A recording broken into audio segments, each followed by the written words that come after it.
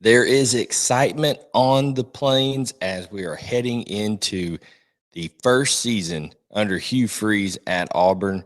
The Tigers fans are just hopeful after the era of Brian Harsin is over with, and now the Tigers get to have a fresh start anew. They're bringing in new faces. So it's time here on Southeastern 14 to examine what are the realistic expectations under Hugh Freeze in year one at Auburn.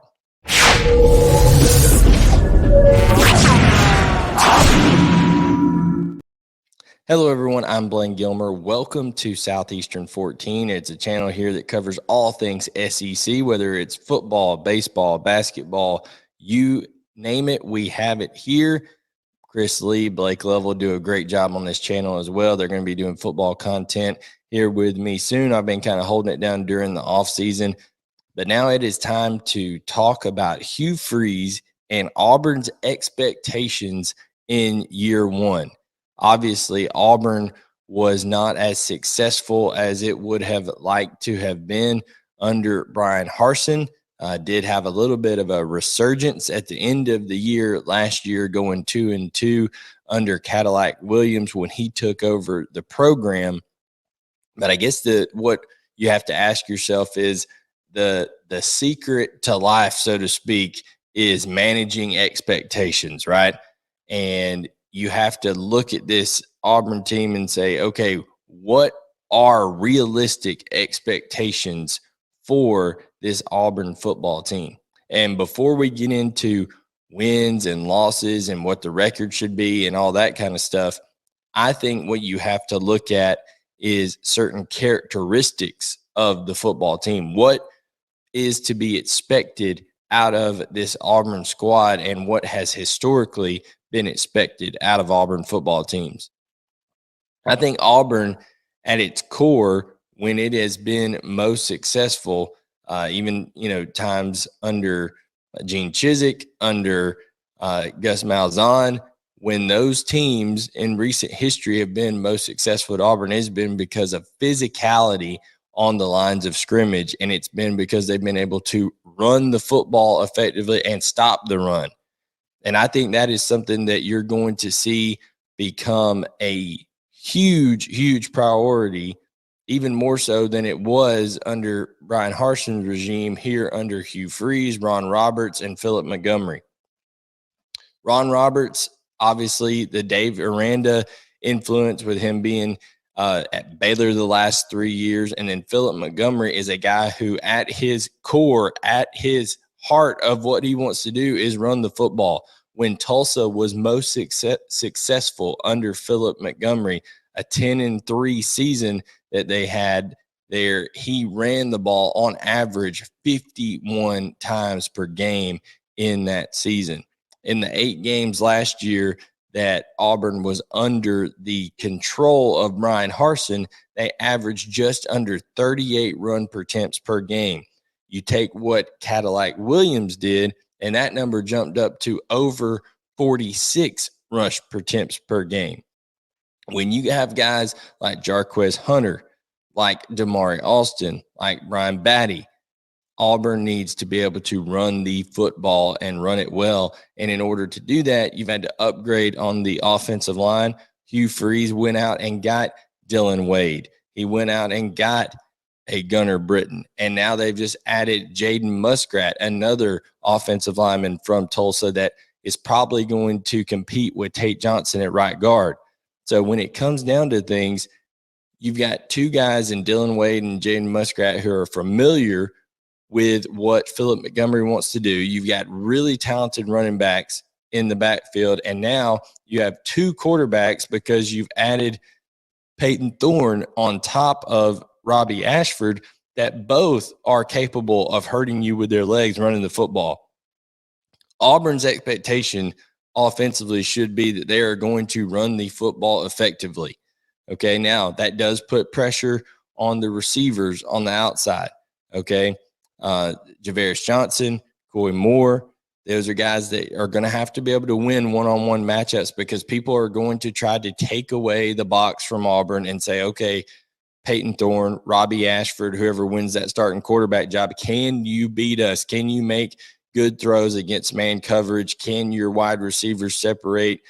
Can Nick Martin, the transfer from Cincinnati, can he get in there and do some things? They brought in Caleb Burton, a transfer from Ohio State, doesn't have a whole lot of experience, but he's been in that Ohio State program and been able to learn, from Brian Hartline, learn from some talented receivers that they have over there. So it has to be a good influence into the program.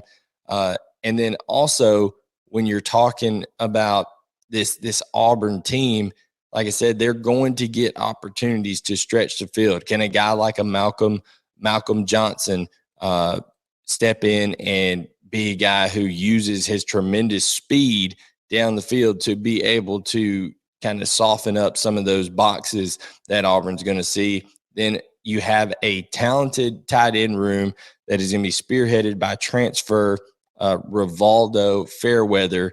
He's a guy who is 6'4", 6'5", huge wingspan, big catch radius, is going to be able to do some things in the blocking game, but also is going to be a nice target for whichever one of those quarterbacks takes the field.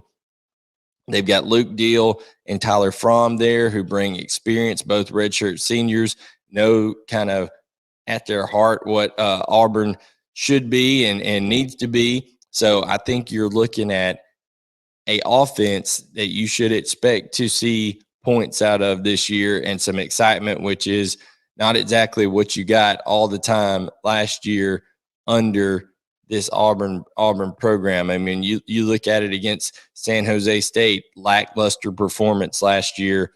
Of course, Penn State was not something they were proud of, only putting up 12 points in that game. And then consecutively, Missouri and LSU, 17 points in each of those games, 10 points against Georgia. They really started to pick it up towards the end of the year, at least offensively. Ron Roberts will have to help defensively. Now, I think that is where another expectation you can say, I think you can expect Auburn not to be 122nd in the country in turnover margin.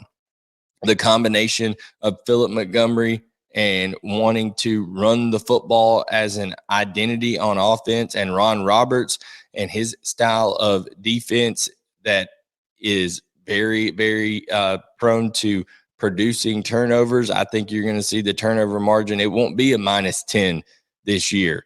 You go look at what Liberty had last year and Tulsa had last year. You're looking at a -2, -3 area, and that's largely Liberty was, they take a little bit more chances over there with what Hugh Freeze was doing there. I think you're going to see more of it's still going to be that RPO base, but I think you're going to see some two-back looks, some tied in the backfield type looks, H-back type stuff. And you're going to see, like I said, they're going to pound that football, and that's going to decrease on the turnovers there for Auburn. So I think adding Peyton Thorne, who, in my opinion, even though Robbie Ashford is tremendously talented, I think Peyton Thorne's a guy who has actually competed at a high level. You look at that 2021 season against Michigan State, he was complimented well by Kenneth Walker up there. Auburn's going to have a good running game, and I think he's a guy who is able to layer the football in between levels of defenses effectively. He's able to hurt you just enough with his arm. I would expect Peyton Thorne to come in and win that job for Auburn. So expectations first, run the football, don't turn over the football, create turnovers on defense. I think those are things that you're going to see out of this Auburn team led by the triumvirate of Hugh Freeze, Ron Roberts, and Philip Montgomery. Now, let's look at the schedule here and see, what are the realistic expectations. Realistic expectations are take care of business in those first 3 games. Cal, even though you're going all the way across the country, it is not a very good football program that you're going up against. A roster that is going to have to be totally rebuilt. Cal lost to Colorado last year, and we know what kind of a train wreck Colorado was. So when you're talking about this Auburn football team, if they could get off to that 3-0 start and do so with building a lot of confidence, that has to help you going into Kyle Field, because Texas A&M is going to be playing with desperation this year. Okay. This is Jimbo Fisher's kind of put up or shut up year, in my opinion. He's brought in Bobby Petrino to help him. They're going to be able to put up points, in my opinion. They've got some talented receivers on the outside. I think Connor Wegman is much improved for them, so that's going to be tough, and especially before you host the back-to-back defending national champions in Georgia before the off week. I don't think it's unrealistic to expect 4 wins out of that. I think it's more likely to expect 3. So let's just be conservative and say they were 3-2, but I could see them being 4-1 there going into the bye week. LSU, I think, is not gonna. They're not going to drop off from where they were last year. In fact, I think they'll improve from where they were last year. They have everybody coming back on the offensive line. They've got Jaden Daniels back. They have the best wide receiving core in the SEC, if not one of the best in the country. So I think that's a tough game, and especially being at Tiger Stadium on the road, it's going to be rough. So I wouldn't expect a ton out of that game in terms of producing a W, but I would expect, Auburn to compete, because that's what they do against LSU. Even last year, they lost 21-17 in a game where LSU was still trying to figure things out, and Auburn almost got them. So Ole Miss, I think that's a game that you can win. I don't really believe that much right now in Ole Miss. I'm not sure they know what they're going to have at quarterback. I think that they've got to get some things figured out in their wide receiver room. Their defense still has to be more sound. And I think Auburn will be able to run the football well in that game. Mississippi State, they're figuring things out. So I think you could have a couple wins there. If you're going conservatively, like I said, 3 before the bye, that puts you at a 5-3, maybe 6-2 mark if you get that Texas A&M game.